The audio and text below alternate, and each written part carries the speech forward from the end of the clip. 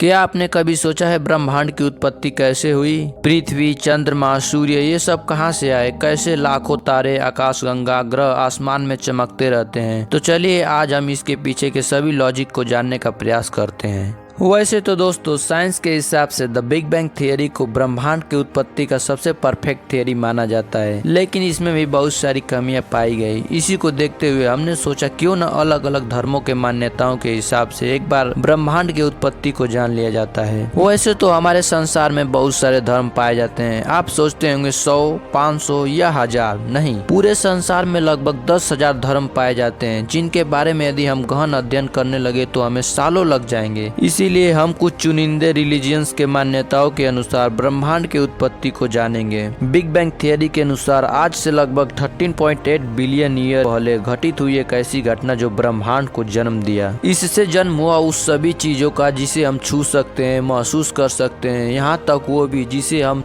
देख नहीं सकते हैं। बिग बैंग थियरी के अनुसार ब्रह्मांड पैदा होने से पहले एक छोटी सी ऊर्जा में बंद था, जो ऊर्जा का भंडार था। एक दिन उसमें बड़ा विस्फोट हुआ और वह प्रकाश की गति से फैलने लगा और उसमें सभी मैटर, अणु, परमाणु चारों तरफ फैल गए, जिसे आज हम यूनिवर्स कहते हैं। और आज भी हमारा यूनिवर्स उसी गति से फैल रहा है। बिग बैंग कैसे आया, कहां से आया? हमारे ब्रह्मांड का जन्म बिग बैंग से ही कैसे हुआ? क्या बिग बैंग के होने का कोई सबूत है? साइंस जो भी कुछ कहती है वो बिना सबूत के और बिना रिसर्च के नहीं कहती है। तो सन 2016 में नासा ने हबल अल्ट्रा डीप फील्ड से यूनिवर्स की HD इमेज की मदद से अब तक की सबसे पुरानी गैलेक्सी को खोज निकाला था, जिसका नाम रखा गया था GN-G11। ये गैलेक्सी लगभग 13.4 बिलियन ईयर पुरानी है और जिस गति से हमसे दूर जा रही है उससे साइंटिस्टों ने यह अंदाजा लगाया है कि बिग बैंग आज से लगभग 13.8 बिलियन ईयर पहले हुआ था। सो इस हिसाब से देखा जाए तो science has some proved logical base. इन सब की शुरुआत हुई थी 1608 में, जब एक Dutch eye glass maker Hans स्लीपर्स ने एक ऐसी डिवाइस की खोज की जो किसी भी वस्तु को 3 गुना मैग्नीफाई कर सकती थी और ऐसे टेलीस्कोप का जन्म हुआ। इसके बाद 1609 में गैलीलियो ने अपने पहले टेलीस्कोप की रचना की और इससे अंतरिक्ष की ओर अपना नजर घुमाई। गैलीलियो को इस अपने महान रचना की वजह से द फादर ऑफ टेलीस्कोप कहा गया। गैलीलियो ने अंतरिक्ष में देखते हुए यह ऑब्जर्व किया कि रात में दिखने वाले तारे असल में ग्रह हैं और वो भी हमारी धरती के समान चक्कर काट रहे हैं, परंतु धरती की नहीं, सूरज की। उन्होंने यह बताया कि पृथ्वी और छोटे छोटे ग्रह सूर्य के चारों तरफ चक्कर लगाते हैं। लेकिन उनकी यह बात चर्च को नागवार लगी, क्योंकि बाइबल के अनुसार पृथ्वी अपने केंद्र पर स्थित है। इसके वजह से गैलीलियो को कारावास में डाल दिया गया और कारावास में ही उनकी मौत हो गई। लेकिन सच्चाई कभी छुप नहीं सकती। समय बढ़ता गया और नई नई टेक्नोलॉजी का खोज हुआ। अब हम अंतरिक्ष में अच्छे से देख सकते थे। तब पता चला कि गैलीलियो की खोज सच निकली। वास्तव में पृथ्वी और ग्रह सूर्य के चारों तरफ चक्कर लगाते हैं। यहाँ पर साइंस, रिलीजियंस के मान्यताओं के आधार पर राइट प्रूफ होती है। हिंदू धर्म में लिखे गए श्रीमद् भगवद गीता और अन्य ग्रंथों के अनुसार हम अभी ब्रह्म जी के 60 वर्ष के पहले दिन में जी रहे हैं। शायद आप नहीं समझे होंगे, हिंदुइज्म के अनुसार ब्रह्मांड का जन्म ब्रह्म जी के जन्म के साथ हुआ था और उनका अंत भी उन्हीं के साथ हो जाएगा, क्योंकि ब्रह्म जी ने ही धरती पर सारे जीवों का निर्माण किया। लेकिन ब्रह्म जी अमर नहीं है, वो भी एक दिन मर जाएंगे और साथ ही ब्रह्मांड भी। उनकी उम्र केवल 100 साल की है। लेकिन आप सोच रहे होंगे कि 100 साल तो कब का खत्म हो गया होगा, लेकिन ब्रह्म जी का एक साल मनुष्य के लगभग 3.11